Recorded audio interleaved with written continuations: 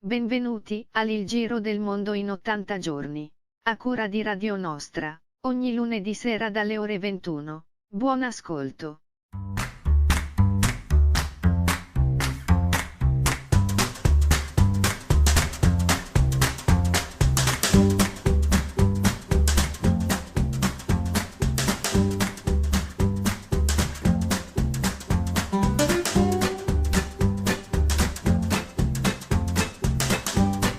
Buonasera a tutti, eccoci nuovamente qui. Abbasso la musica perché dicono sempre ma c'è la musica troppo alta. Ecco qua, ho abbassato la musica, siamo sesta puntata questa sera della terza serie del Giro del Mondo in 80 giorni e con me sulla mongolfiera che girerà anche questa sera un po' in giro in largo e in lungo, con me Rossella. Ciao Rossella. Buonasera Gianluigi, buonasera a tutte e a tutti le ascoltatrici e gli ascoltatori, diventa sempre più lunga sta cosa, ma e anche stasera avremo delle cose molto interessanti di cui parlare. Anche questa sera siamo sempre sul pezzo, forse siamo anche prima dei pezzi noi, arriviamo prima con la mongolfiera, anche se è lenta, sembra lenta la mongolfiera, ma va velocissima come un jet. Ed è molto sostenibile la nostra mongolfiera. La nostra assolutamente. Esatto. Oggi è lunedì, ieri Rossella era? Che era ieri? Domenica. Non farmi le domande trabocchetto. Ieri era domenica e ci ascoltiamo adesso. Domenica di Barbato. Barbato, questa sera tutti i brani saranno di Barbato, sarà con noi poi fra un'oretta, lo sentiremo. Domenica di Barbato.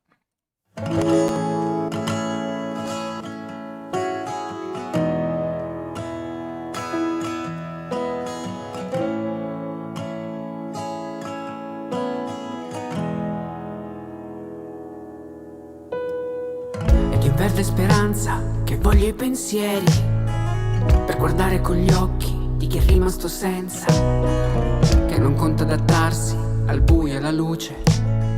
Se la pace è un concetto che non ci appartiene, stagioni fantastiche fra lente domeniche ed un amaro come aperitivo per ricordarci che siamo alla frutta, con lo smog in centro come a Calcutta. Butta via la malinconia, che scappiamo e chi lo sa.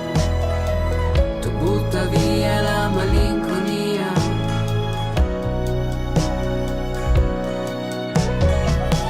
butta via la malinconia, che scappiamo e chi lo sa. Tanto il dove non ha più importanza, basta evitare l'ovvietà.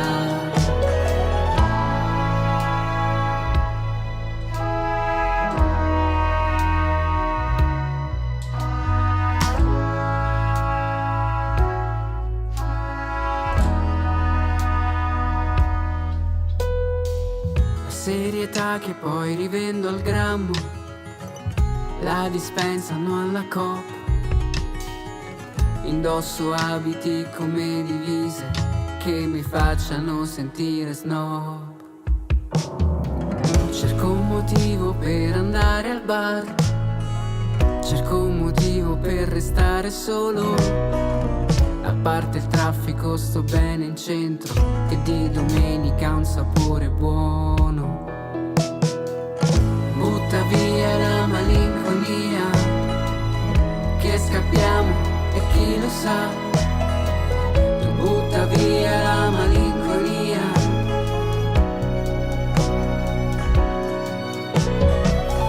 tu butta via la malinconia, che scappiamo e chi lo sa. Tanto il dove non ha più importanza, basta evitare l'ovvietà.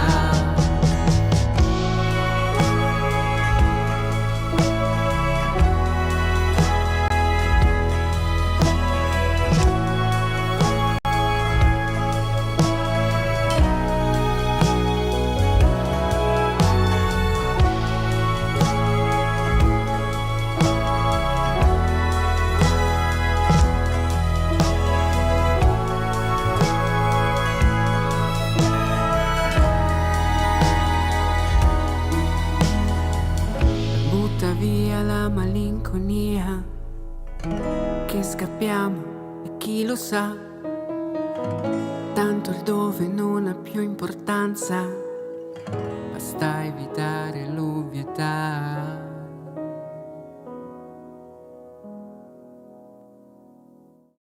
Butta via la malinconia è quello che diceva Barbato sulla canzone Domenica, e noi Rossella vogliamo con la nostra mongolfiera a Roma, dove abbiamo il nostro primo ospite, gradito ospite, un ospite anche importante, Giancarlo Sturloni, giornalista, rappresentante di Greenpeace. Do a te, Rossella, altre...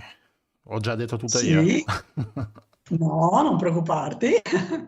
È responsabile della comunicazione di Greenpeace, che come sappiamo è molto importante sull'ambiente, fa delle campagne importantissime, anche sempre di grande effetto, e insegna anche comunicazione del rischio in un master sulla comunicazione alla SISA di Trieste.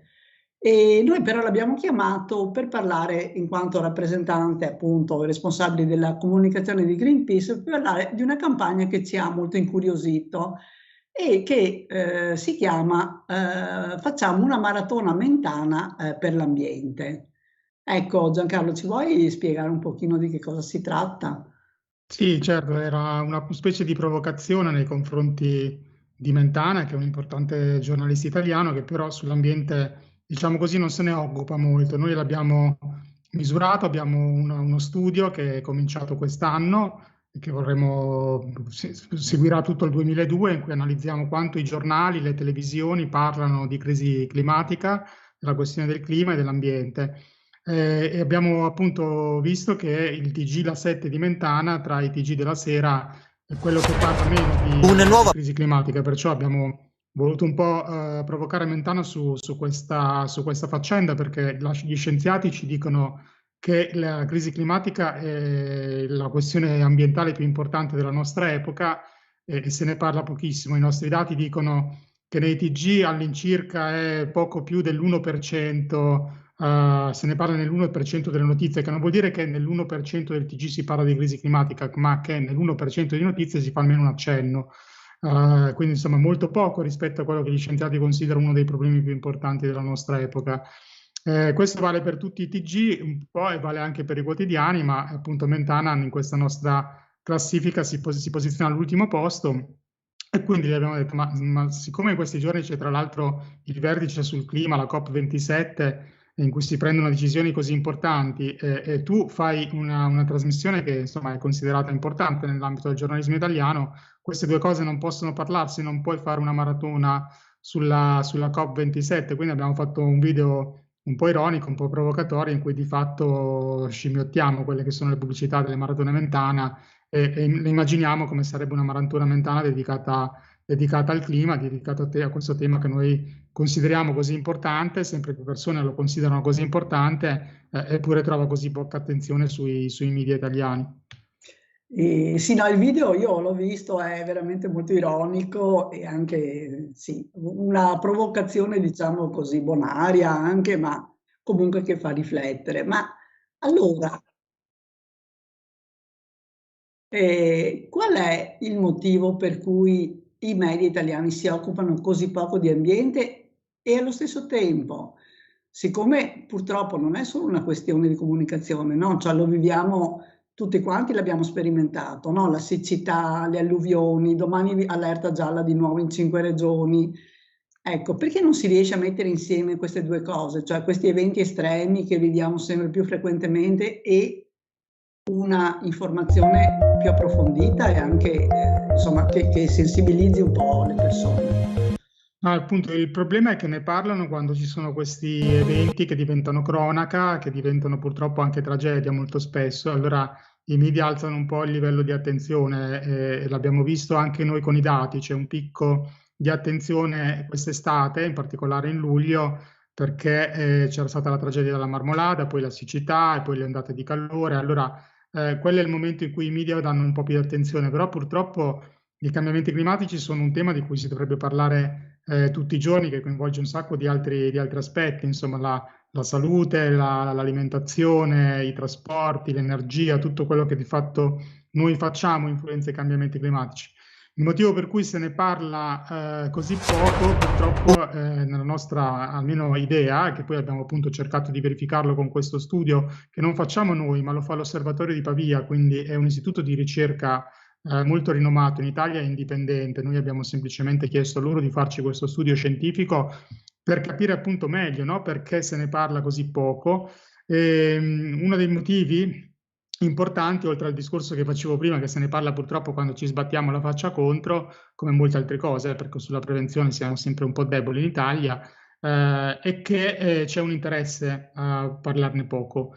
C'è una forte presenza delle aziende, per esempio sui quotidiani, la voce principale, cioè se tu vai a misurare chi parla di più di cambiamenti climatici sui primi 5 quotidiani italiani, quindi Repubblica, il Corriere, il Sole 24 Ore, Avvenire, La Stampa, vedi che sorprendentemente, ma non troppo, sono le aziende. Cioè chi parla di più sui giornali sono le aziende, che molto spesso poi si mettono in buona luce, molto spesso fanno anche quello che viene chiamato poi greenwashing, e se volete ne parliamo, però il punto è un po' questo, che c'è un interesse forte a non parlare troppo di cambiamenti climatici e soprattutto a oscurare una parte del problema, cioè chi sono i responsabili, di chi è la colpa. Noi sappiamo, gli scienziati ce lo dicono, che gran parte è dovuto a combustibili fossili e deforestazione. I combustibili fossili vuol dire in Italia poi aziende molto potenti, che sono quelle delle auto, sono quelle che producono il gas e il petrolio, sono quelle che lo vendono, sono gli aerei, sono le crociere. Ecco, queste aziende hanno anche una capacità di influenza molto grande. Noi l'abbiamo misurato anche in un altro modo, abbiamo contato le loro pubblicità. Sul Sole 24 Ore ci sono 5 pubblicità di queste aziende inquinanti che ho nominato a settimana, quindi quasi una al giorno. Più o meno è lo stesso numero di articoli che si trovano sui cambiamenti climatici, sono un po' meno le pubblicità, ma le pubblicità chiaramente hanno un impatto maggiore, no? Sono spesso tutta pagina, sono una cosa... e con questo modo sicuramente hanno una forte influenza, riescono ad avere più voce, riescono a parlare loro di cambiamenti climatici più degli esperti, più delle associazioni ambientaliste, e quindi alla fine il motivo è che sì, magari se ne parla, ma spesso per mettere in buona luce quel poco di buono che fanno, nascondendo quello che invece insomma purtroppo continuano a fare e che causa danno, e così alla fine i cambiamenti climatici sono una sorta di delitto senza colpevole. Quindi non è solo che ne parlano poco, è che ne parlano anche senza mai nominare i responsabili, che è un problema, perché se tu non hai chiaro di chi è la colpa e quali sono le cause, è anche più difficile poi trovare delle soluzioni, no? È anche più vago immaginare che cosa possiamo fare. E quindi questo studio l'abbiamo fatto proprio per capire questo. Adesso iniziamo ad avere dei dati importanti, oggettivi, perché sono fatti appunto da un istituto indipendente, e a fine anno tireremo le somme, insomma, perché abbiamo rilasciato i primi risultati dei primi mesi, ma noi poi vogliamo anche continuare, perché la nostra idea è quella di spronare poi i giornali a fare meglio. Abbiamo iniziato un dialogo anche con i giornalisti, con le redazioni, con i direttori, per cercare di cambiare un po' queste cose. Sì, uno dei problemi, e adesso magari ti spieghi un pochino bene che cos'è il greenwashing, perché molti di noi che hanno magari un pochino più la sensibilità, no? Si sentono in colpa perché fanno delle cose che sanno che non sarebbero molto sostenibili, così prendono la macchina una volta in più, comprano un detersivo con dei flaconi di plastica, no? E ci si sente in colpa, giustamente, ma e questo paragonato appunto invece alle azioni delle grandi aziende diventa lo 0, non so cosa, no? Però allo stesso tempo si parla molto di più della responsabilità dei singoli consumatori, o almeno quello che arriva a noi, ecco, diciamo, nei comportamenti quotidiani, che non della responsabilità di queste grandi aziende che adesso citavi. Sì, questo però non avviene per caso. Per esempio, prendiamo un altro esempio, prendiamo le bottiglie di plastica monouso che costituiscono un problema ambientale importante, perché poi molto spesso non si riescono a riciclare, finiscono nell'ambiente, finiscono nel mare. Negli anni 70 il problema era già chiaro negli Stati Uniti, e avevano cercato di fare le prime leggi per limitare la produzione di queste bottigliette usa e getta, che sono fatte tra l'altro al 99% di gas e petrolio, quindi sempre idrocarburi, siamo sempre lì. E quindi si misura insieme la Coca-Cola, la Pepsi, cioè i maggiori produttori di queste bottiglie di plastica e le aziende del gas e del petrolio che producono la plastica, e fecero una campagna in cui colpevolizzarono appunto i consumatori, dicevano la colpa dell'inquinamento sono le persone possono cambiare tutto questo. E riuscirono non solo a fermare le leggi, ma anche siccome si stava iniziando a fare quella che oggi noi chiamiamo la raccolta differenziata negli Stati Uniti, a fare in modo che non fossero loro a pagarla, ma fossero i cittadini, cosa che insomma è passata ancora oggi. Noi facciamo così: la Coca-Cola produce in un'ora 10 milioni di bottigliette di plastica ricavate al 99% dal petrolio, e che per lo più non vengono riciclate e finiscono nell'ambiente. 10 milioni ogni ora. E quindi è chiaro che sì, certo, chi la butta in giro ha una responsabilità, ma la Coca-Cola può produrne 10 milioni senza avere nessun costo, nessuna responsabilità, non se ne deve occupare fondamentalmente. Ed è per quello che, per esempio, a livello delle Nazioni Unite oggi si chiede un trattato internazionale per limitare il monouso, non tanto la plastica in generale, ma il monouso, che è un modo per usare una bottiglietta per pochi secondi e poi buttarla via.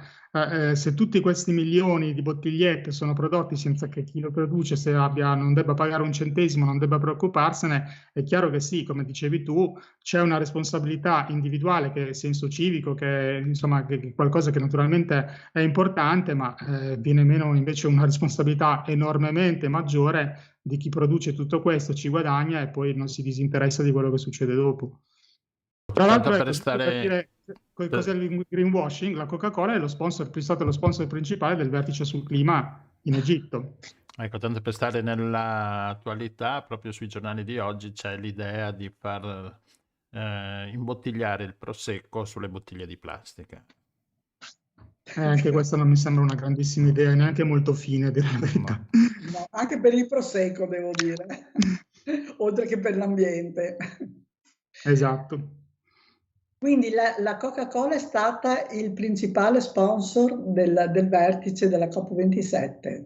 Assolutamente sì, c'erano ben 600 lobbisti di aziende petrolifere, aziende inquinanti alla COP27, erano talmente ben rappresentati, insomma, per cercare ovviamente di frenare sugli accordi, cercare di rimandare il più possibile, perché poi lo sanno che prima o poi perderanno. Stanno semplicemente cercando di rinviare il più possibile quel momento per continuare per ancora qualche anno, qualche decennio, a seconda di quanto saranno bravi nelle loro attività di lobby, a continuare a fare quello che fanno senza doverne pagare alcun costo. Incredibile. E bene, ci hai rappresentato un quadro abbastanza preoccupante, ma noi contiamo anche su Greenpeace, oltre che su molte altre associazioni. E a questo proposito, una piccola cosa a margine, però mi fa piacere dirlo: Greenpeace ha un negozio solidale dove si possono acquistare degli oggetti, delle cose carine così, e i fondi vanno a Greenpeace, ed è anche un modo per fare un po' di pubblicità, perché va in giro con la felpa, con la maglietta, con la tazza o con la borraccia. Ti posso raccontare che proprio oggi abbiamo fatto noi non possiamo permetterci modelli, insomma abbiamo fatto noi da modelli per le nostre magliette. Oggi c'era un fotografo che insomma lavora con noi, è molto bravo, insomma, e che ci ha fatto appunto queste fotografie per pubblicizzare le nuove magliette. Ma quello che è più importante è che queste magliette sono magliette con cotone organico, sono assolutamente atossiche, a differenza purtroppo di molti invece vestiti. Adesso noi posso anticiparvelo così, insomma, a pochi giorni avremo un'inchiesta importante, insomma, in cui mostriamo come il fast fashion non solo sia un problema perché tu prendi magliette a poco costo che ti durano pochissimo, poi le butti via, e anche qua rifiuti, anche qui, ma sono anche in alcuni casi tossiche. E quindi insomma per essere, diciamo, oggi va moltissimo questa idea, no? Sono vestiti che costano quasi niente, durano ancora meno, ma purtroppo non è solo quello, cioè abbiamo fatto delle analisi e insomma i dati sono preoccupanti anche in questo caso. Quindi bisogna tenere gli occhi aperti, perché insomma la fregatura c'è sempre, no? Quando tu poi fai le cose in questo modo, fregandoti appunto di quello che succede dopo, per un guadagno a breve termine, senza poi pensare alle conseguenze a lungo termine. Quindi noi in realtà Lo shop sì, lo facciamo anche per sostenere le nostre campagne, per cui chi compra i nostri prodotti è anche un modo per sostenere le nostre campagne, ma è anche un modo di dimostrare che si possono fare le cose in modo diverso, che si possono scegliere materiali più rispettosi dell'ambiente, ma anche più rispettosi della nostra pelle.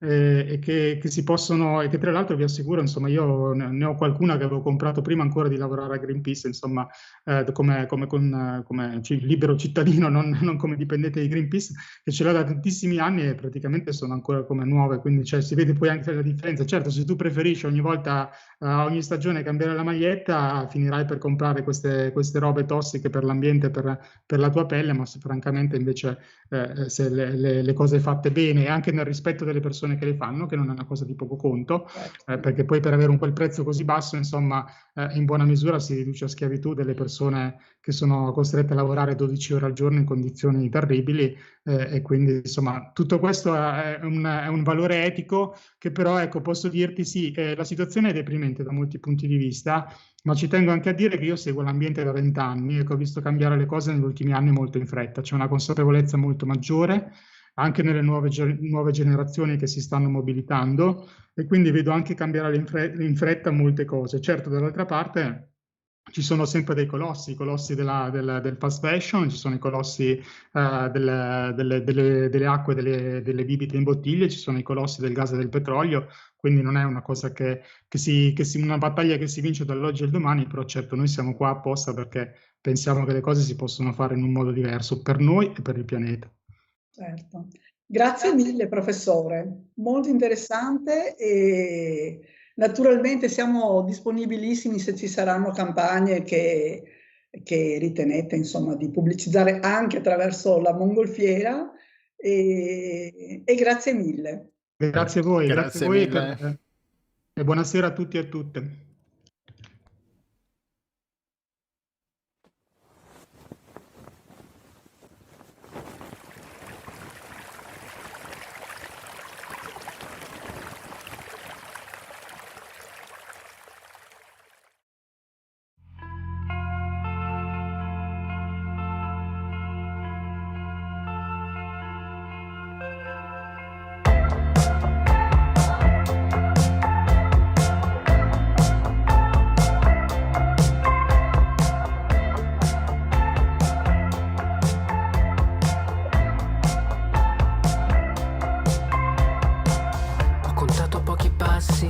Ma ho camminato a lungo, controcorrente, come in un flusso di coscienza misto a loquacità. Rimango incastrato tra i nostri discorsi, con i rimorsi che non vanno via, come il tuo latte scaduto, il mio sentirmi perduto, ad ogni passo. Ad ogni passo. Come trovare un equilibrio,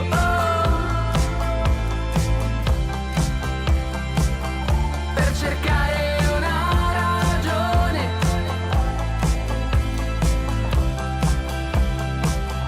ed avere un'opinione,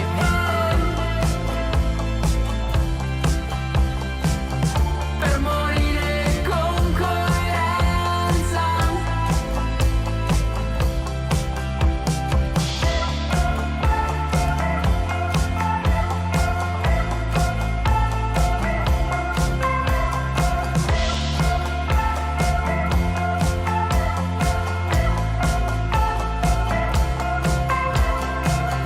E albi lividi da raccontare, ore distesi a confrontarsi, caramelle per i tempi bui, nuovi teatri da visitare, mettersi a nudo, lasciarsi andare e poi concedersi senza riserve e risentire ancora l'odore sopra le mani, sotto la pelle, sotto la pelle. Come trovare un equilibrio,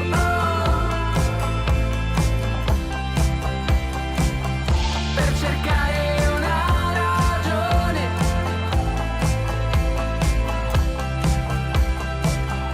ed avere un'opinione.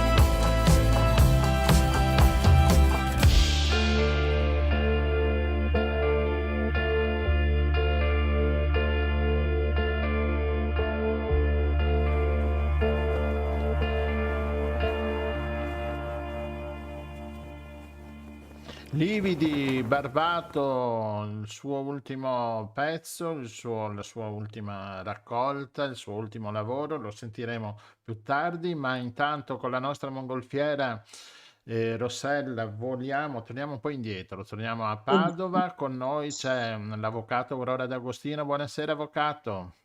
Avvocata, grazie. Avvocata, Senti, scusa. è particolarmente calda questa cosa adesso. Avvocata Aurora D'Agostino, che fa parte freschissima di riconferma dell'esecutivo nazionale di giuristi democratici. Benvenuta avvocata. Grazie, grazie dell'invito un'altra volta per discutere insieme, credo, della ricorrenza, no? Del 25, del 25 novembre. Vabbè, io volevo partire proprio da questo. Il 25 novembre, io non lo so quanti ascoltatori sappiano, perché è la giornata internazionale non contro la violenza, ma per l'eliminazione della violenza sulle donne. È vero. Ed è la giornata internazionale che è stata proclamata dall'Assemblea Generale delle Nazioni Unite, credo nel 99, adesso non voglio fare sfoggio ma insomma nel 99, e è stata decisa questa data del 25 novembre perché è la data in cui sono state rapite, torturate e uccise dalla polizia, dai servizi di Stato del dittatore dominicano Trujillo, le famose sorelle Mirabal. Erano 3 sorelle nella tradizione, insomma, erano 3 sorelle che avevano poi anche altrettanti mariti, genitori, eccetera, oppositori al regime dittatoriale, e che in quella giornata, mentre andavano appunto a trovare i mariti in carcere, che erano incarcerati, sono state catturate, proprio seviziate e uccise dagli sgherri, chiamiamoli con il loro nome, del dittatore Trujillo. Quindi questa data non è solo una data che ricorda la violenza dei singoli, no? Dei singoli uomini dentro le relazioni familiari, dentro le relazioni sentimentali nei confronti delle donne, ma è anche una data che significa molto, secondo me, sotto il profilo della violenza, in termini di violenza, ma anche in termini di mancato riconoscimento dei diritti delle donne da parte degli stati. Certo. Quindi c'è un aspetto tra virgolette collettivo e statuale, politico, che non è soltanto, diciamo, legato alla tematica violenza contro le donne dentro le relazioni familiari, dentro quello che vediamo tutti i giorni. Allora, è vero, il 25 novembre oramai noi lo associamo purtroppo alle migliaia di donne che vengono uccise, no? Ai femminicidi, alle migliaia di donne che vengono maltrattate in famiglia. Sono tantissime. Io da alcuni anni lavoro con i centri antiviolenza, col centro antiviolenza qui locale, in sede locale. Vi assicuro che c'è una diffusione della violenza familiare che è veramente spaventosa. Però è anche una data che sulla violenza contro le donne dice molto, anche per quanto riguarda l'attività, inattività dello Stato. E secondo me quest'anno, questo novembre, questo 25 novembre, è molto particolare, ci riporta l'attenzione proprio sulla necessità, invece di una legislazione forte, di un intervento forte a tutela delle donne, ma anche di un'attività statuale che abbia a che vedere con i diritti delle donne. E oggi vediamo l'esatto contrario.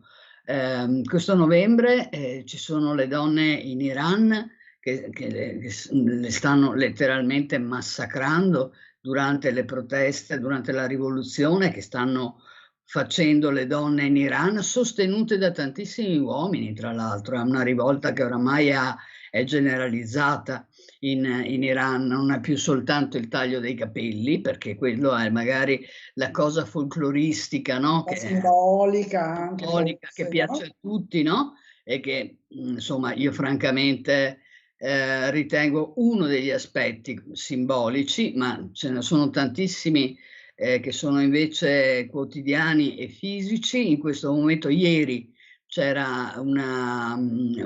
una città, adesso non ricordo esattamente il nome, ma è letteralmente assediata dalla polizia e dall'esercito iraniano. È stata repressa con una violenza inaudita questa...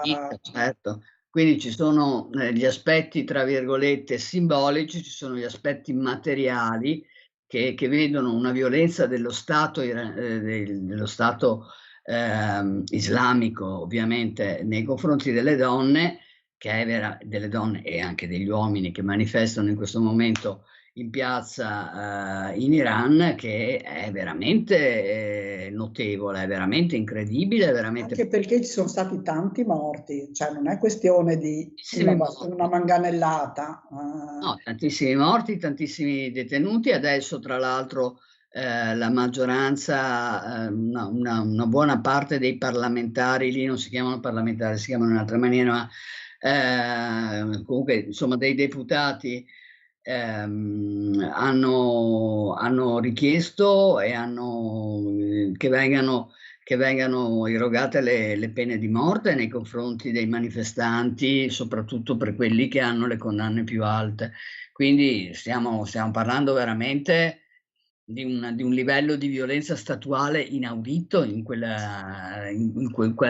paese, non inaudito in quel paese perché, per carità, cioè, ne fanno di cotte e di crude in continuazione. La famosa polizia morale già il nome dice, esatto, dice tutto, ma fa di tutto, fa pestaggi, ammazza la gente, non è che, insomma, c'è un livello di violenza statuale e di repressione veramente incredibile. E c'è un altro paese lì vicinissimo, che è considerato democratico, forse perché non è islamista estremo, no? Si parla di Islam liberale o cose di questo genere, che è la Turchia, no? E in questo momento la Turchia sta tranquillamente esercitando una violenza pesantissima nei confronti dei curdi, delle kurde, e sta bombardando in Iraq del Nord, sta bombardando in Siria, in quell'area, la Siria del Nord, dove vivono i curdi, dove c'è quell'esperienza, e per questo mi viene in mente anche questa esperienza incredibile che è il Rojava, che è appunto l'autonomia federale, no, di queste città che non sono solo, che non hanno soltanto curdi, hanno anche diverse altre etnie, turcomanni, aleviti, c'è un po' di tutto, c'è una mescolanza, e che è un'esperienza di democrazia veramente incredibile, ed è una delle esperienze di democrazia che dal punto di vista delle donne è unica, perché è l'unica in cui c'è una perfetta parità di genere perfetta, cioè esiste un sindaco e una sindaca, un presidente e una presidente, un parlamentare, una parlamentare, cioè sono assolutamente equilibrati, devono essere per forza, le cariche devono essere comunque bicolor, chiamiamola così, devono essere necessariamente di sesso maschile e di sesso femminile, ogni carica. Guarda caso, anche le donne che stanno in piazza, moltissime delle donne che stanno in piazza in Iran in questo momento, e la stessa Masha Amini che è stata ammazzata, sono kurde, no? Perché lì le popolazioni kurde sono suddivise tra l'Iran, l'Iraq, la Turchia, la Siria. Non è un caso, io credo, che la violenza statuale maschile, di uno Stato maschile e maschilista, qual è la Turchia e qual è l'Iran, si stia in questo momento scatenando contro le donne.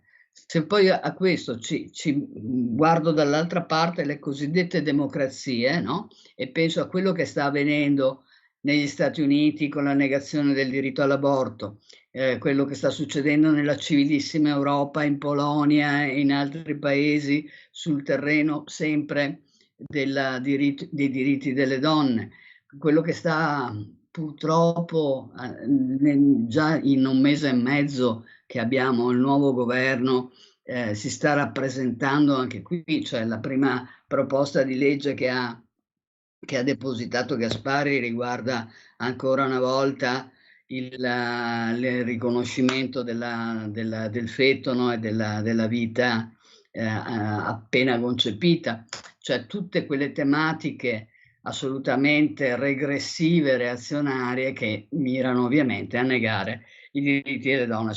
Penso a tutto questo, penso che oggi 25 novembre, il 25 novembre di quest'anno, del 2022, è particolarmente importante, è particolarmente significativo, perché non parliamo soltanto dei singoli uomini che battono le donne, che ovviamente sono un problema, non parliamo soltanto delle legislazioni inefficienti sotto questo profilo, e per esempio vi ricordo che la Turchia è il paese in cui è stata redatta la Convenzione di Istanbul, che è la convenzione proprio sulla violenza, contro la violenza sulle donne, e guarda caso Erdogan un anno fa ha revocato l'adesione della Turchia alla convenzione.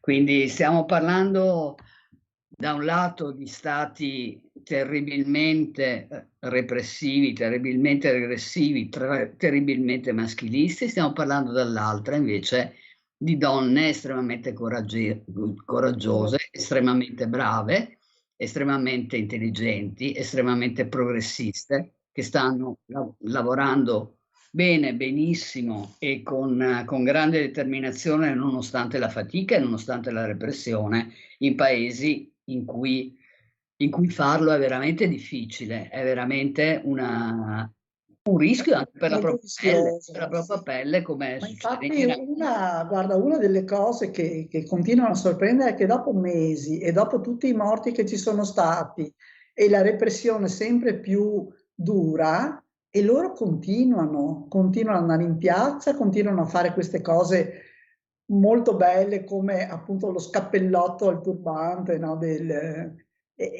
so che è molto anche così visivamente di impatto, e sono molto coraggiose. Io veramente le trovo che siano molto ammirevoli. Purtroppo per il momento non è che si stia allentando la morsa, per cui No, purtroppo anche c'è molta distrazione, no? Perché per esempio quello che sta facendo Erdogan non lo guarda nessuno. nessuno. Non lo guarda nessuno. Questo sta bombardando città civili, popolazioni civili, sta bombardando persone che vivono pacificamente e che stanno tra l'altro facendo delle esperienze di democrazia estremamente importanti, estremamente significative, e guarda caso lui va a bombardarci sopra. È anni che lo fa impunemente a intervalli regolari, ma io non lo so, voglio dire, dal punto di vista, chiamiamolo così, di diritto internazionale, è normale che un paese vada a bombardare un altro paese? Non lo so. Allora qui purtroppo la politica dei due pesi e due misure continua tranquillamente. Insomma, vediamo che sì, in alcuni casi si parla moltissimo di certi avvenimenti, in altri passa sotto silenzio. Dei curdi non interessa niente a nessuno, questo è il dramma. E in più Erdogan serve, no? E quindi non si ha voglia di inimicarselo. Vabbè, guarda, questo poi aprirebbe discorsi infiniti, ma noi invece vogliamo tenere il focus sulle donne. e su quanto sono brave, come hai detto giustamente, e coraggiose e intelligenti. E stanno insegnando molto, credo, stanno insegnando molto le donne iraniane, stanno insegnando molto le donne kurde, stanno insegnando, dico, la settimana scorsa abbiamo organizzato qui a Padova un evento con una artista kurda che adesso non è più in Turchia, è scappata, si è fatta 3 anni di carcere per i suoi disegni, per i disegni che aveva fatto, mica per aver fatto lotta armata, capiamoci, per aver disegnato, per aver fatto il suo lavoro, che tra l'altro è magnifico. Per chi volesse guardare, magari googlando, si chiama Zehra Dogan, e Zehra Dogan adesso espone dappertutto, anche, e ha fatto una performance artistica qui a Padova, all'aperto, ci ha fatto un bellissimo disegno lì in diretta. Pensa che questa donna in carcere è stata 3 anni in carcere, e dal carcere è riuscita a far uscire di nascosto, dentro la sua corrispondenza, dei fumetti, dei disegni che realizzava. Tra l'altro le avevano sequestrato tutti i colori, matite, pennelli, tutto quanto, quindi realizzava con mezzi di fortuna, con quello che riusciva a ricavare dai fondi di caffè, dalla zuppa, da sangue, altro, insomma, ha dipinto con tutto. E c'è il suo libro che è in edizioni Becco Giallo, si chiama Prigione numero 5, adesso è uscito anche un altro libro che sono le sue lettere dal carcere. Lei è venuta a esprimere solidarietà alle donne iraniane, quindi è anche adesso che è uscita dal carcere, che è in Europa, ovviamente come transfuga da quel paese pseudo-democratico agli occhi dei nostri governi, e in realtà totalitario, che è la Turchia. E lì lei ha espresso la sua totale solidarietà e sta facendo mobilitazioni e performance artistiche a sostegno delle donne kurde e delle donne iraniane, perché tra l'altro moltissime donne iraniane, come dicevo, sono kurde. Quindi donne che non si arrendono in nessuna maniera. E questo è una cosa, è un bel segnale, ed è una bella, una bella sfida, no? Nei confronti di questi uomini potenti del mondo e questi stati maschilisti. Credo che sia una cosa importante, bella. Quindi è un bellissimo messaggio. Quando una come Zehra Dogan ti dipinge, ti scrive "Donna, vita, libertà, Gigi Adalzadeh", è una cosa che effettivamente è un vissuto, ed è un messaggio forte. Un messaggio fortissimo. Fortissimo, sì. Per tutti noi, per tutte noi che potremo fare di più, e potremo permettercelo, diciamo, di fare di più. Senza rischiare la vita. E forse siamo un po' ingessate. Qui hai ragione, qui si apre un altro capitolo. Va bene, grazie avvocata. Grazie a te dell'invito, grazie. Grazie mille. Ci sentiamo. Ci sentiamo. Ciao.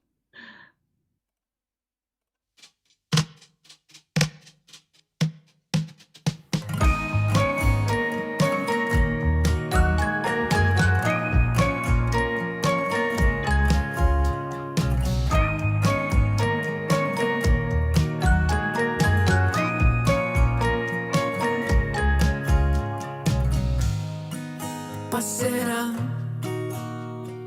prima di accorgerci che siamo simili, cambierà, arriverà il vento che romperà gli argini, partirà, ci mancherà ma sapremo difenderci, saremo qui a dividerci sogni nonostante gli incubi. Sono soltanto parole al vento, poi aria di primavera. Sento che sta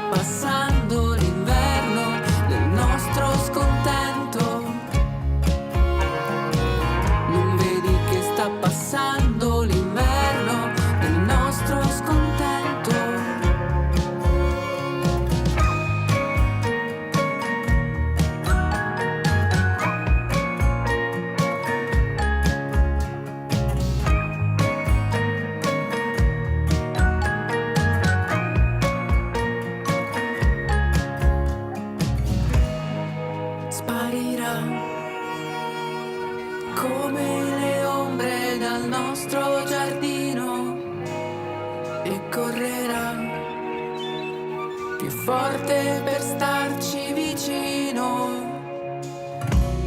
Sono soltanto parole al vento, vuoi aria di primavera. Sento che sta passando l'inverno nel nostro scontento. Non vedi che sta passando l'inverno nel nostro scontento. Sento che sta passando l'inverno nel nostro scontento. Non vedi che sta passando l'inverno. È come un libro non letto, un futuro non ancora scritto, le parole che non ci hanno detto. Sono soltanto un po' più contento del vento che c'è stasera.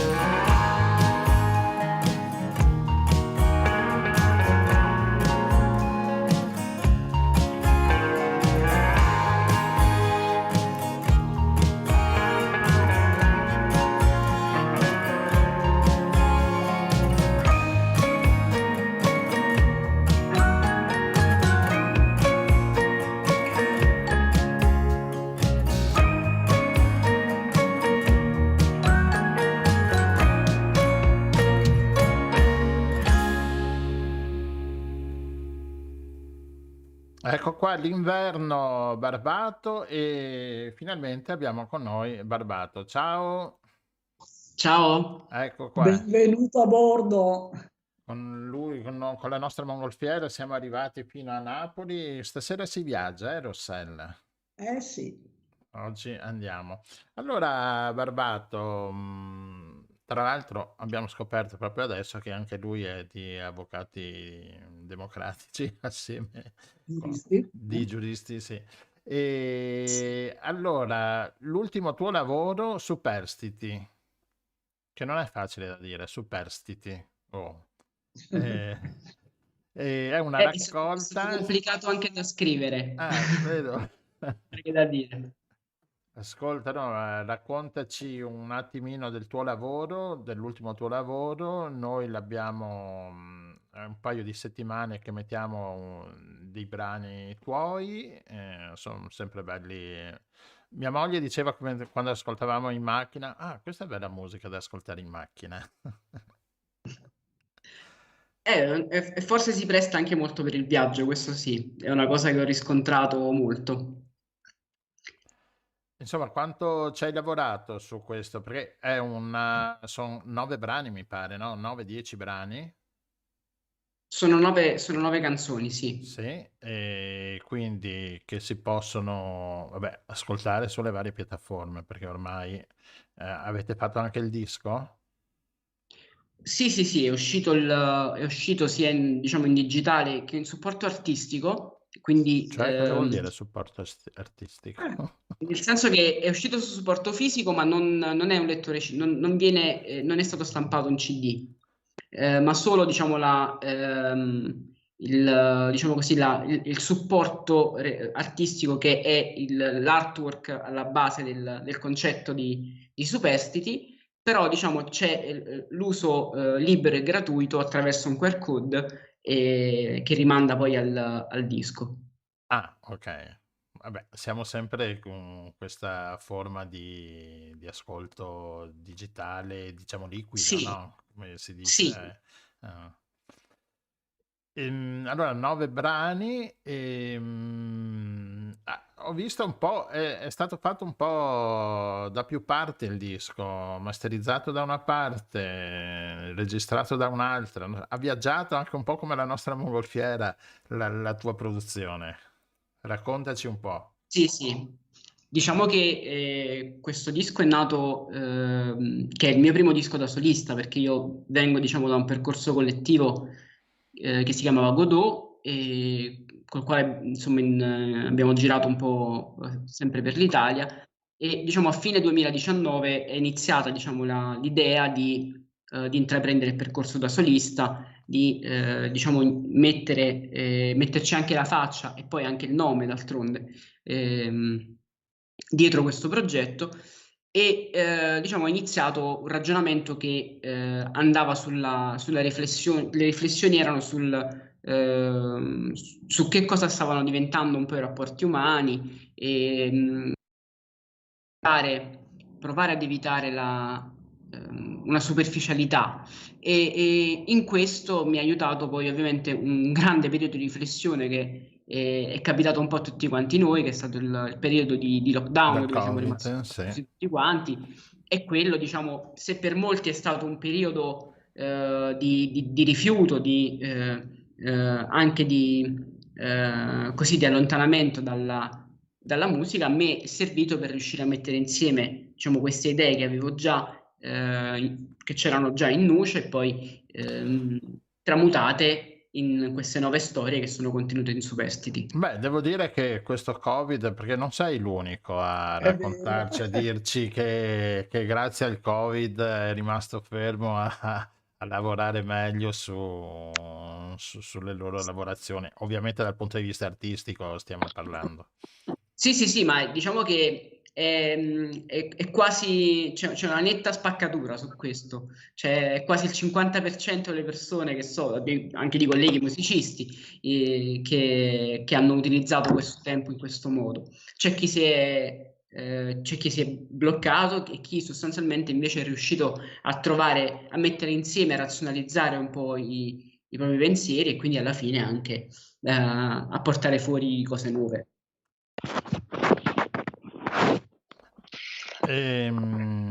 Abbiamo il nostro prossimo ospite. Ti chiederei se puoi chiudere il microfono. Grazie Enrico. Dicevo, l'etichetta anche di dischi nuovi, beh, essendo il tuo primo lavoro. Sì, praticamente diciamo, tutto è nato, la produzione è stata fatta a Napoli, anzi nello specifico in provincia a Cardito, presso il Nuvole Studio, che è lo studio anche del mio produttore artistico, che è Blindur, Massimo De Vita, che oltre ad essere un mio caro amico è anche un grandissimo cantautore, quindi quando posso cerco sempre di dargli onore e merito. Voi anche là insieme. avete la zona che produce, no, a ciclo continuo grandi artisti, insomma, no? Però diciamo che da noi funziona molto, ovviamente scrivere anche in lingua, no? Utilizzare il napoletano che si inserisce anche in una tradizione molto forte, e per me è stato per alcuni versi un po' diverso, perché comunque scrivendo in italiano c'è stato un tipo di ascolto che comunque è diventato trasversale. Infatti, come si diceva prima, la mia etichetta poi è a Genova, il booming è a Torino, l'ufficio stampa a Roma, i mix li hanno fatti a Palermo, addirittura il master è stato fatto a Valencia, quindi sì, è un lavoro del mondo. Un giro largo, molto largo. Però è quello che poi in realtà mi piace della musica, l'idea di riuscire a mettere insieme più esperienze. Ascolta, Certo. sì, mentre si sta concludendo, siamo quasi un po' a metà del tuo tour, delle tue uscite con questo disco. A novembre hai finito da un paio di giorni, no? Sei stato a San Benedetto del Tronto, vedo dalle date, e le prossime sono a dicembre. Sì, in realtà ce ne sono, il tour si sta rinforzando. Noi abbiamo fatto c'è stata la presentazione subito dopo l'uscita, che abbiamo fatto a Napoli, e l'abbiamo fatta all'Auditorium 900, che in realtà è una sala concerti, forse una delle prime sale concerti d'Italia, dove poi si è anche realizzata la fonoregistrazione. Infatti era la sede storica della Phonotype, che è una delle, forse la prima, insieme credo alla Ricordi, non vorrei dire adesso un'inesattezza, però forse è stata la prima sala di incisione di concerti in Italia, ed è diventata una sala concerti adesso, dove noi abbiamo presentato in full band, quindi con tutti i musicisti abbiamo presentato il disco, e poi da lì c'è stata una piccola tappa in Nord Italia, siamo stati a Cremona, poi siamo scesi, adesso sono stato in questi giorni in Centro Italia, e poi invece da adesso, dal 30 di novembre, ci sarà una piccola parte più verso il sud. Il 30 perché poi si sono, diciamo, aggiunte un po' di date, e il 30 sono a Cava dei Tirreni al 35 Live, e poi ci sarà Pomigliano, Taranto il 16, al Caffè Letterario Cibo per la Mente, e poi Acerra. Ce ne sono ancora un po' di date. Complimenti, caspita, bravi. Bene, ascolta, niente, in bocca al lupo per tutto. Noi ogni tanto metteremo qualche tuo brano, metteremo i vari link per dopo ascoltare tutti i tuoi pezzi, il prossimo lavoro. Questo qua è troppo. No, per adesso stiamo mettendo in giro, stiamo portando in giro il disco, però diciamo quello su cui vorrei prossimamente focalizzarmi è un po' di scrittura a più mani. Già ci stiamo provando con altri cantautori, e quindi forse uscirà qualcosa in questo senso per l'anno nuovo. Bene, adesso Viva! Bene, adesso ci ascoltiamo Superstiti, che è sempre è il pezzo suo, è quello che dà il titolo anche a tutto il lavoro. E grazie Barbato, e ci sentiremo. Grazie mille a voi. Grazie.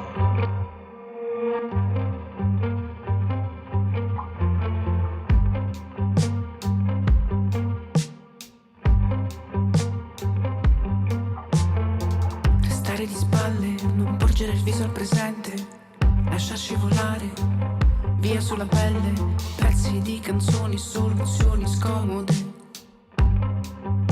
di non continuità.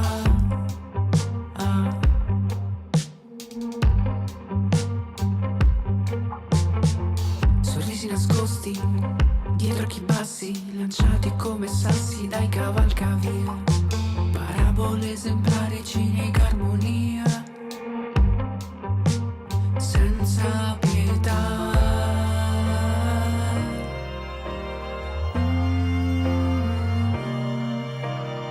Se intanto fuori va in scena il disastro, scatta una foto e salva questo collasso. Va tutto bene, è tutto a posto.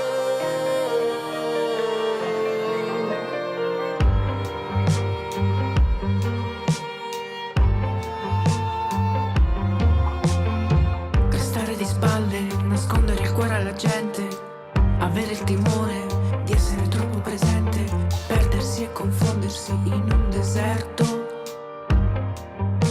di socialità.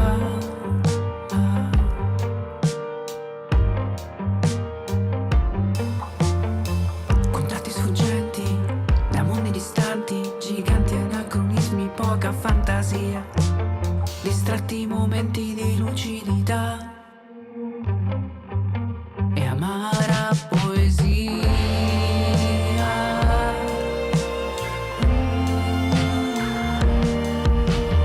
Se intanto fuori va in scena il disastro, scatta una foto e salva questo collasso. Va tutto bene, è tutto a posto. E intanto fuori va in scena il disastro, scatta una foto e salva questo collasso. Va tutto bene, è tutto a posto. Seguire il flusso, seguire il flusso.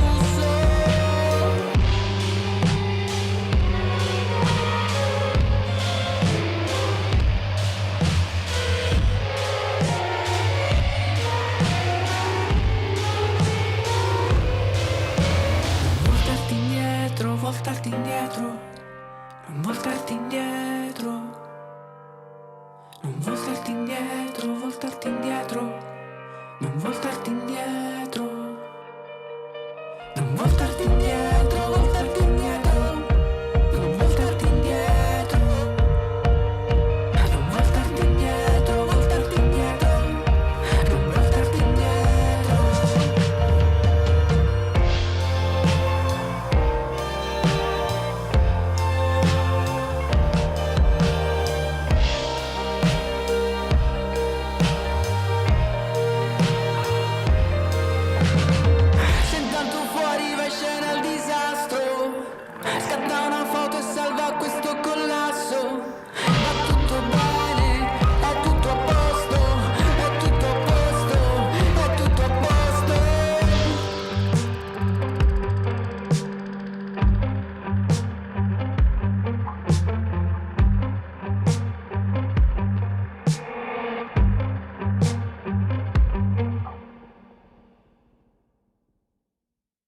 Barbato, superstiti, non abbiamo sentito, e ora Rossella torniamo verso casa con la nostra mongolfiera, che dici? Quasi vicino a casa, Quasi vogliamo vicino a a casa, sì. Tarzento, in provincia di Udine, se non sbaglio, Esatto. e dove troviamo il nostro amico, l'amico di Radio Nostra, Enrico Pironio, che ha lavorato alla conservazione della fauna selvatica in Africa per decenni, e quindi ogni tanto ci piace sentirci raccontare di questi grandi animali. E questa sera in particolare ci chiedevamo se anche in Africa e anche i grandi animali in qualche modo stanno risentendo del cambiamento climatico, se abbiamo qualche segnale in questo senso, anche se forse ci sono meno studi che rispetto ad altri settori. Prego, Sì. Enrico. Allora, no, di studi ce ne sono tanti e andrebbero fatti ancora di più. Evidentemente c'è una grossa influenza del cambio climatico sulla fauna in generale, nel mondo intero, sulla fauna africana, sulla biodiversità africana.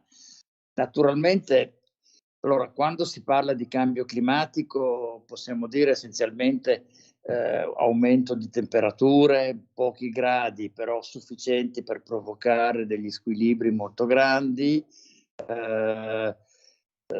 regime delle piogge diverso, eventi più violenti, e vediamo adesso il moltiplicarsi di tornado, di cose del genere, e siccità in certi casi. Quindi tutto questo ha evidentemente un impatto sulla fauna africana, perché cambiando gli ecosistemi, questo ha un'influenza sugli animali che di questi ecosistemi fanno parte e che vivono di quelli.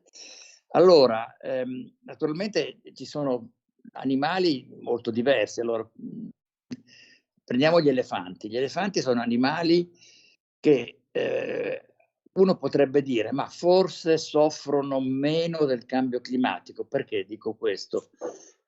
Potrebbe venire perché sono animali che vivono in ambienti molto diversi. Abbiamo gli elefanti che vivono nella foresta tropicale, equatoriale, umida. Troviamo elefanti che vivono nel deserto, come nel Kalahari, in Namibia sono elefanti di deserto.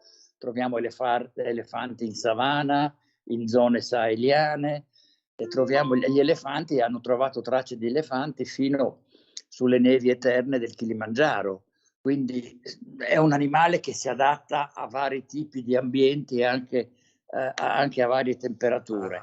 Però è anche vero che è un animale che ha bisogno di grande quantità di cibo e soprattutto di grandi quantità di acqua, e quindi può soffrire molto in certe zone. Certo, ci sono quelle popolazioni che vivono nel deserto, che sono abituate, che però sono piccole popolazioni di elefanti, però le popolazioni di elefanti che vivono in altre zone hanno comunque bisogno di avere molta acqua e quindi possono soffrire della mancanza d'acqua.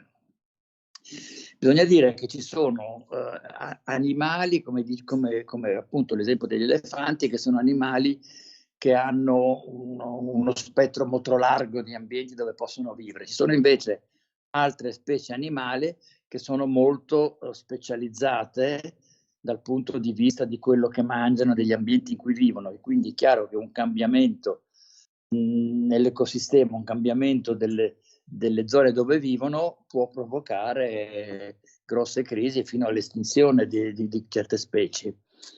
Allora, prima parlavamo, volevo dare un esempio, perché prima ancora che si parlasse di cambio climatico, sto parlando di più di 30 anni fa, anzi 40 anni fa, quando vivevo in Repubblica Centrafricana, una cosa che ci aveva colpito è che il fatto che nel nord della Repubblica Centrafricana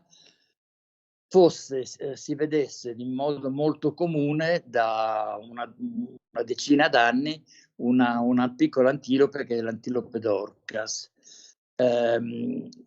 che è un'antilope tipica delle zone saheliane molto aride, e il fatto che si vedesse nel nord del Centrafrica stava a dimostrare che c'era proprio un cambiamento dell'ambiente. Questa antilope, questa piccola antilope, una gazzella, insomma,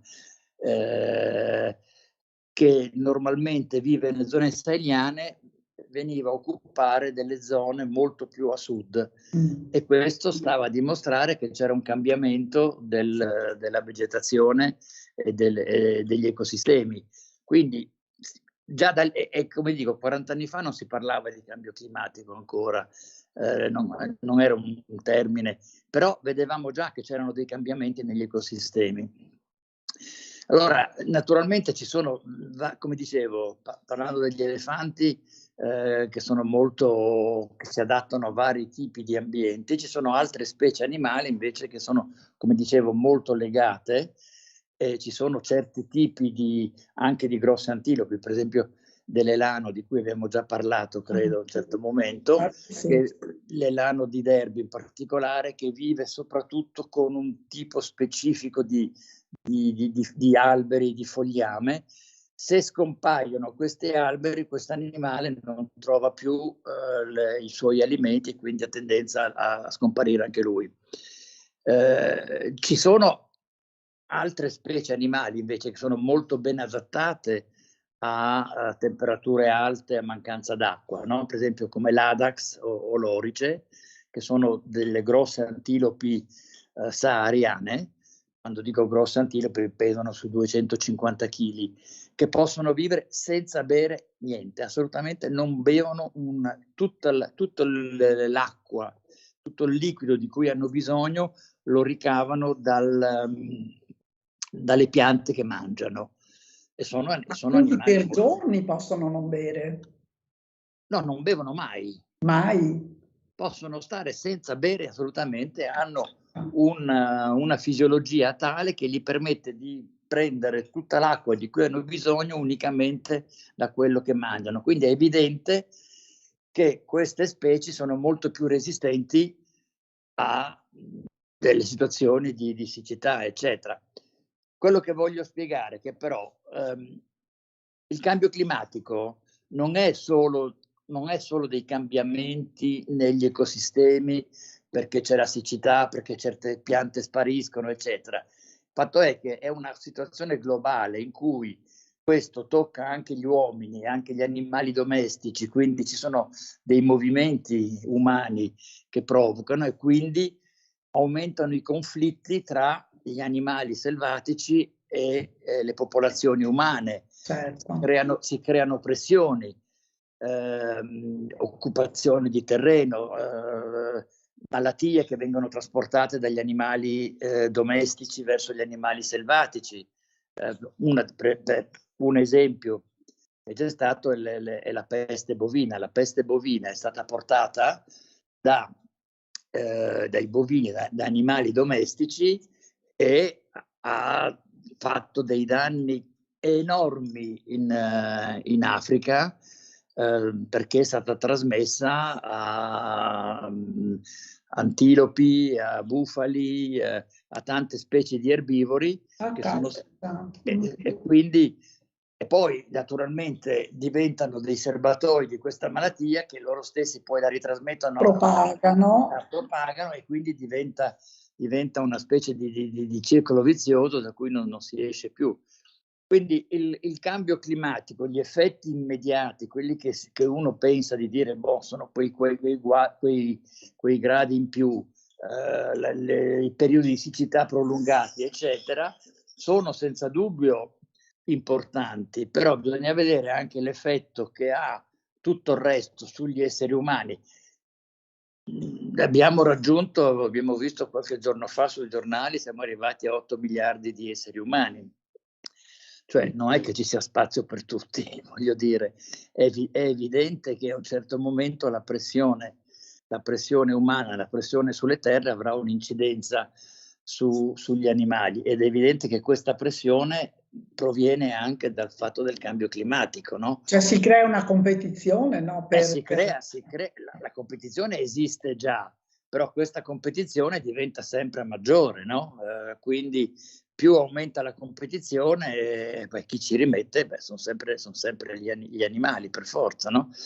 E quindi tutte le specie, ma ci sono specie che resistono meglio, alcuni carnivori, per esempio ghepardi, leopardi, hanno tendenza a resistere meglio al cambio climatico, però in compenso sui grandi felini, ghepardi per l'appunto, per esempio i leoni, il cambio climatico, l'aumento di temperature, l'aumento di siccità ha un'influenza sulla capacità di riprodursi, quindi si riproducono meno e quindi ci troviamo in situazioni molto complesse. Devo dire che quando mi avete proposto di parlare di cambio climatico e fauna africana, ho detto è facile, poi mi sono messo lì a pensare un po' e dico però non è facile per niente, cavolo, è molto complicata la questione, perché ci sono così tanti fattori che intervengono. Interconnessi, sì. Assolutamente interconnessi. Poi le specie animali sono molto diverse, alcune sono molto legate, come dicevo prima, a degli ecosistemi molto specifici e a piante di cui si nutrono, parlando di erbivori evidentemente, ma poi i carnivori non sono altro che erbivori anche loro, perché alla fine mangiano gli erbivori, quindi se non ci sono gli erbivori la catena è quella, quindi è una cosa molto complessa e devo dire che molti di questi animali, prendiamo per esempio le grandi migrazioni che ci sono in Tanzania, no? Nel Serengeti, le famose grandi migrazioni che attirano tanti turisti, eccetera. Queste migrazioni permettono effettivamente agli animali di muoversi, di cercare acqua, di cercare alimenti, però è evidente che il cambio climatico va a finire che cambiando gli ecosistemi e facendo sì che anche gli esseri umani intervengano, fanno sì che queste migrazioni tendano a scomparire. Queste migrazioni sono essenziali per queste popolazioni di animali. Quindi è una cosa molto, molto complessa. Poi per dire, adesso pensando a cosa avrei detto, mi è venuto in testa un articolo che ho letto, parlo 20 anni fa probabilmente, della relazione che c'è tra delle formiche che vivono in una specie specifica di acacia in Kenya e gli elefanti. Praticamente se scompaiono queste formiche, scompare questa acacia sulla quale si nutrono gli elefanti, quindi anche gli elefanti cominciano ad abbandonare le zone. Quindi bisogna pensare anche che all'ecosistema come un corpo vivente, come un tutt'uno, voglio dire, dove anche la presenza di una formica può avere un'influenza sulla presenza di elefanti o di altre.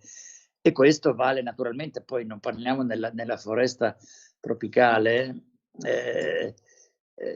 tutte le interazioni che ci sono tra insetti, frutta, animali, scimmie, le scimmie che raccolgono la frutta negli alberi, la fanno cadere per terra, da lì nasce un albero da dove poi si installano degli insetti.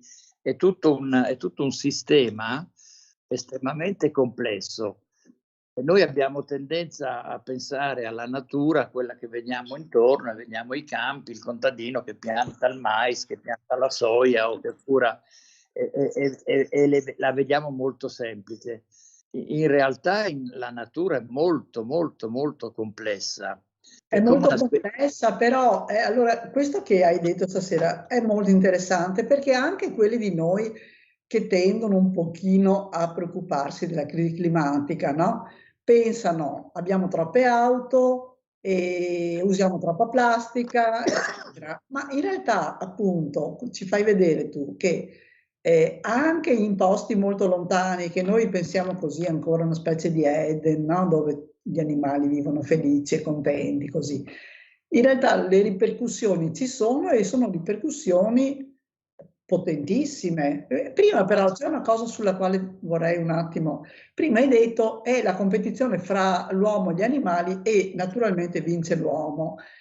Io dico su questo non sarei sicurissima, perché questo virus che ha messo KO il pianeta per un paio di anni e che è figlio probabilmente, no, di uno sviluppo così squilibrato e forse ci ha dimostrato che forse anche un organismo microscopico che però è in grado di danneggiare pesantemente, ecco, diciamo. Quindi Ecco, allora, sì, adesso non so, parlando dell'Africa, non dimentichiamo che adesso siamo, credo, se ho letto bene, a 1 miliardo e 400 milioni di abitanti in Africa e vanno aumentando spaventosamente. In Africa si hanno poche statistiche sul Covid, per esempio, si sa molto poco quante persone siano morte. È probabile che, secondo me, da quello che ho letto e da quello che ho sentito parlando con amici, gente che ci vive, eccetera, che in Africa ci sia stata relativamente pochi morti di Covid perché la popolazione è molto giovane e sono più gli anziani. Anche qui da noi in Europa sono soprattutto gli anziani che hanno sofferto molto del Covid. In Africa gli anziani muoiono prima, cioè ci sono pochi anziani, non ci sono gli anziani. E quindi sono molti giovani. Il Covid, da quanto credo di aver capito, non ha avuto molta influenza, ma comunque per avere veramente un'influenza sulla popolazione umana bisognerebbe arrivare a robe tipo la peste nera, il Medioevo, cioè i morti che abbiamo avuto non è che hanno squilibrato tanto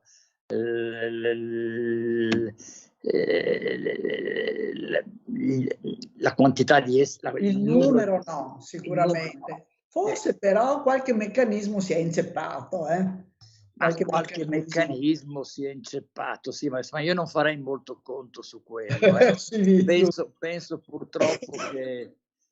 purtroppo che comunque gli esseri umani vadano avanti in un modo dove non ci sarà più tanto spazio. E l'Africa soffre molto di questo, non bisogna credere che... Allora, tu prima parlavi, noi abbiamo la visione del paradiso con questi animali qua. Io direi che per la fauna africana,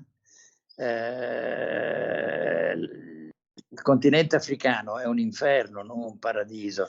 Cioè, purtroppo, e questo mi ha sempre dato molto sui nervi, quando guardiamo la televisione, le trasmissioni che fanno la televisione sugli animali, vediamo sempre dei posti bellissimi, dei parchi, vediamo degli belli animali, eccetera, e ci dà l'impressione che effettivamente è una specie di paradiso, che sia così. È tutt'altra cosa. Io ti potrei far vedere immagini dell'Africa dove sarebbe veramente l'inferno. Cioè, io ho foto mie davanti a centinaia e centinaia di crani di elefanti, di scheletri di elefanti massacrati in zone peraltro molto distanti da popolazioni umane importanti. Quindi le popolazioni animali in Africa stanno soffrendo moltissimo, sono molto in pericolo, e difatti molte specie africane sono nella lista delle specie che sono minacciate, cioè gli stessi elefanti, i rinoceronti, e come dico, la scomparsa di una specie non è semplicemente, non ci sono più elefanti, chi se ne frega. No, perché gli elefanti vivono in simbiosi, è tutta una catena. È tutta una catena, su questo dovremmo, sì. Ecco, gli elefanti, per esempio, ci sono ricerche fatte tra l'altro anche da amici miei, gente che ci lavora, che hanno dimostrato che nelle foreste dell'Africa centrale, dove c'è ancora un numero relativamente importante, di elefanti, molti meno di prima, in zone di foresta dove gli elefanti sono scomparsi perché cacciati, soprattutto per la caccia per l'avorio, il livello di biodiversità globale è calato del 70%, perché l'elefante dentro una foresta ha un ruolo in cui mangia frutta che passano attraverso i suoi intestini, poi tramite le feci la dissemina. Ha un ruolo anche meccanico, abbatte degli alberi, permette, abbattendo alberi, creando dei vuoti, dei piccoli vuoti nella foresta, permette che ci siano delle ricrescite di nuovi alberi, eccetera. E si è reso conto che facendo scomparire dove gli elefanti sono scomparsi, scusa, la biodiversità è calata tantissimo. E sono diminuite le scimmie, sono diminuiti gli insetti, sono diminuite tante altre piante, la biodiversità vegetale è diminuita. Quindi una sola specie, il fatto di togliere una sola specie, ha fatto sì che tutta la biodiversità sia calata enormemente. E quindi non si può pensare di dire, vabbè, salviamo la foresta, ma ce ne freghiamo degli elefanti. No, nella foresta ci devono essere gli elefanti. No, perché è tutto interconnesso, sì. Questo è un tema fondamentale per l'ambiente. È tutto interconnesso ed è questo che rende estremamente complicata, perché tra l'altro questa interconnessione o queste interconnessioni non sono neanche conosciute completamente al 100%. Purtroppo ce ne rendiamo conto dopo. Quando una specie è scomparsa ci diciamo, cavolo, quella però era importante per altre specie, certo. Ed è troppo tardi. Quindi anche lì è estremamente importante fare ancora molta ricerca e mantenere molta ricerca. In tutti i programmi che io ho lanciato in Africa centrale, ma in tutta l'Africa, ho sempre cercato di mantenere, di fare in modo che ci sia una ricerca scientifica che venga fatta per capire i meccanismi, per fare in modo che si capisca i meccanismi e si sappia quello che va fatto e quello che non va fatto, perché tutto rimane lì. E quindi è per quello che dicevo prima, è una cosa un po' complessa dire, no? Quando parliamo già che rapporto tra cambio climatico e fauna africana, ma già il rapporto prima che si parlasse di cambio climatico non era tanto buono, perché le pressioni del bracconaggio, le pressioni dell'agricoltura, degli allevatori facevano sì che adesso che c'è il cambio climatico in più diventa una Quindi cosa... è solo un elemento che si aggiunge, diciamo, a altri problemi. È un elemento che si aggiunge ed è purtroppo un elemento che si ha difficoltà a controllare. Certo. Mentre diciamo, quando si pensava che l'elemento fondamentale fosse i conflitti uomini-animale per le terre, o quando si pensava che fosse dovuto al bracconaggio per il commercio, non so, dell'avorio, uno dice, il bracconaggio, volendo, in fondo, teoricamente potrei controllarlo. Non si è mai riuscito a controllarlo veramente, però diciamo che si potrebbe controllare. Purtroppo il problema del cambio climatico è che ci è sfuggito di mano. È sfuggito di mano. È sfuggito di mano. E quindi si era pensato che creando dei grandi parchi nazionali e dando opportunità alle popolazioni che vivono intorno di guadagnare qualcosa, si potesse limitare il conflitto uomo-animale. E in realtà si potrebbe effettivamente, in un certo senso, però il problema è che il cambio climatico è una cosa che non riusciamo più a controllare, lo vediamo, vediamo anche i risultati della COP che c'è stata adesso in Egitto, sì. Non danno risultati.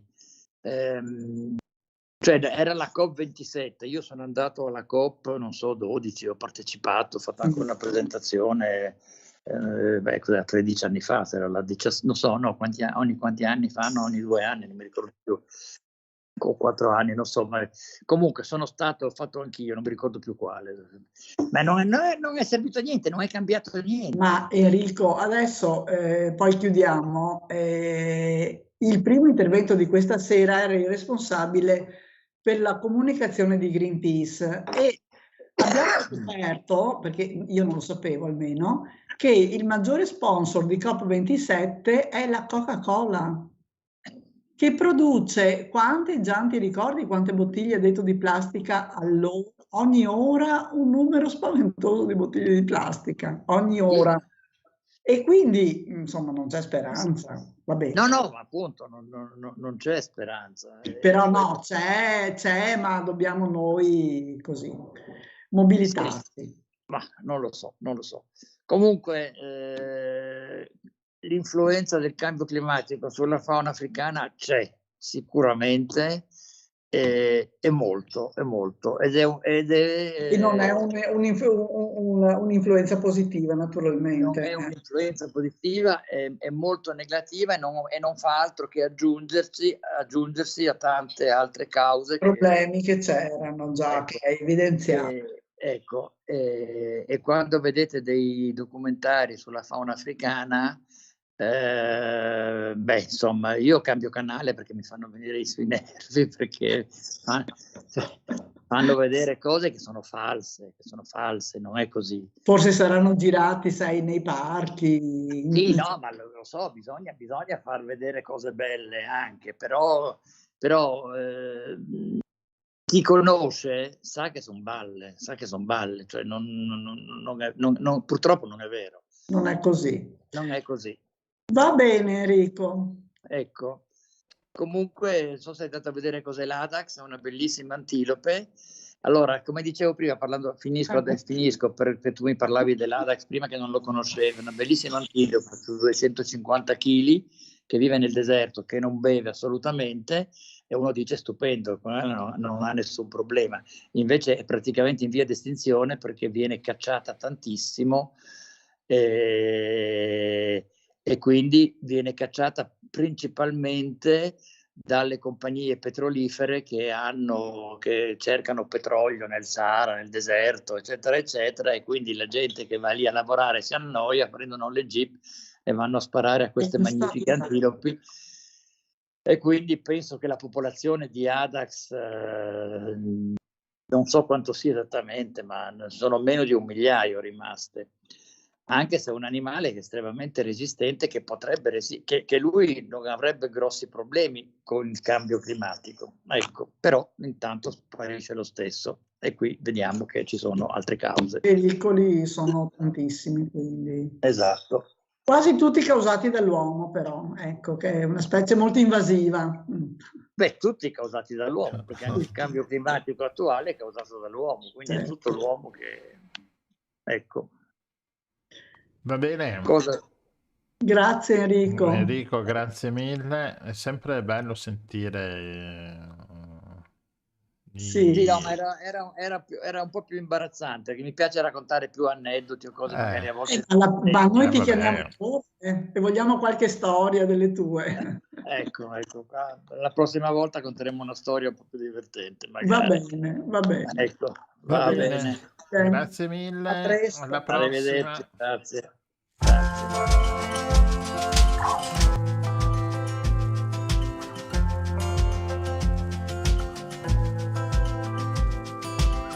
Quando passi oltre per la strada, quando mi tieni lontano, quando mi lasci sul fondo del mare e non mi tendi la mano, quando smetti di essere umano, quando trovi una scusa dopo un abuso, quando butti la chiave della cella in cui mi hai rinchiuso, quando mi abbandoni in ospedale perché sono caduto, quando tutto è perduto. Eppure io cresco, anche se non te ne accorgi, anche se non mi senti. Metto radici e scavo il cemento, metto radici e combatto col vento, e non mi fermeranno le parole che dici. Nonostante tutto, io metto radici.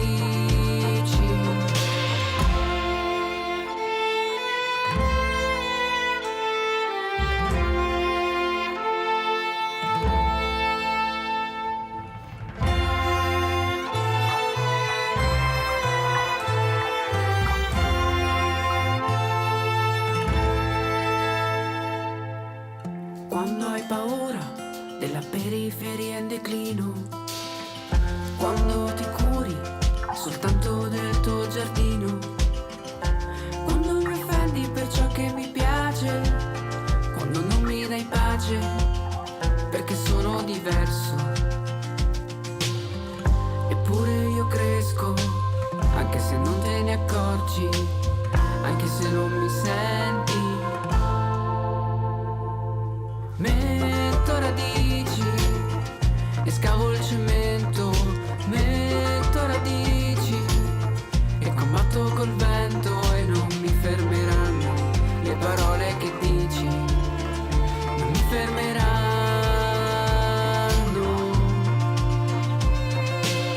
Sono l'opinione che non vuoi ascoltare, un fiume in piena che non si può arrestare.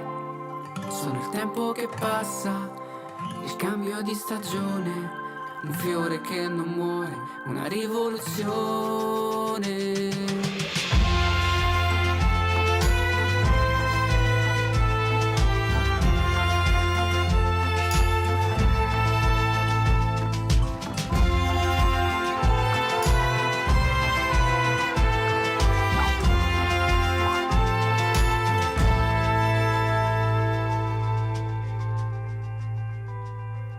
Sì, eccoci qua, aspetta che ti accendo il microfono, metto radici, sempre di Barbato, conclude questa serata dedicata per quanto riguarda la musica al giovane cantautore Barbato, napoletano, che l'abbiamo sentito, l'abbiamo intervistato bella gente, no Rossella? Persone molto interessanti, molto motivanti a guardarci intorno e ad essere un po' più attenti alla casa che ci ospita, il pianeta Terra. E poi appunto abbiamo avuto anche un focus sulle donne che non se la stanno passando tanto bene, No. come al solito. Ecco. Va bene, concludiamo non prima dicendo che i prossimi appuntamenti... aspetta, dimentico sempre, ma ascoltatevi l'ultima playlist della Lorella su Mina, bellissima. Da chi ascolta il podcast adesso, l'audio di questa trasmissione può lasciare andare avanti perché subito seguirà Parte subito. il podcast di Lorella su Mina. Tutto quindi un unico numero dedicato, un numero completamente dedicato a Mina. A Mina. Adesso non vorrei andare su toccare certe cose, ma suoniamo anche noi City Bandland venerdì, quindi venite. No, Adesso- dillo, scusa. Adesso paragonarci, abbiamo parlato Mina, beh, chiudiamo il capitolo In Mina. dovute proporzioni. Esatto, allora City Bandland, siamo a venerdì sera, adesso il manifestino c'è, lo vedete per chi vede su YouTube, adesso lo ingrandisco, così vi dico bene, alle 9:30, dove siamo? Siamo Dove siamo? siamo al Quarto d'Altino, 98 Ottani, è un'associazione di Quarto d'Altino, in Via del Sole 23, appunto al Quarto d'Altino, e niente, siamo lì che suoniamo con le solite nostre cose jazz, e dalle 9:30 siamo lì, venite, potete bere, mangiare E sarà una serata qualcosina, piacevole. insomma sì, venerdì sera un po' di musica ci sta. Detto questo, abbiamo detto tutto. Ci diamo appuntamento per lunedì prossimo? Lunedì prossimo, immancabilmente. Allora mandiamo la sigletta con la sigletta, eccola qua. Bene, dovremmo fare una sigletta migliore per la sigla finale. Va bene, dai, ci penso, e metterci qualcosina di più carino, ma va bene lo stesso. E vi ricordo che avremo un appuntamento lunedì prossimo, no? Inizierà anche una nuova rubrichetta che adesso stiamo pensando al titolo. Che per il momento è orfana di nome. Esatto. è messa lì in un angolino, ma secondo me ci darà e vi darà tante soddisfazioni, no? Perché penso che sia una cosa Sicuro. Molto carina e che riguarda la nostra nazione, ma non solo. Il Adesso resto del mondo, perché a noi piace aprire finestre, Esatto. porte, portoni, tutto quello che volete. Ma domani Chi teniamo, ama chiudere, chi ama aprire. domani Noi abbiamo- teniamola chiusa perché chiamano brutto tempo domani, lo sai, è meglio tenerle chiuse domani. Va bene, ciao a tutti, ci Grazie a sentiamo tutti. lunedì A prossimo. lunedì.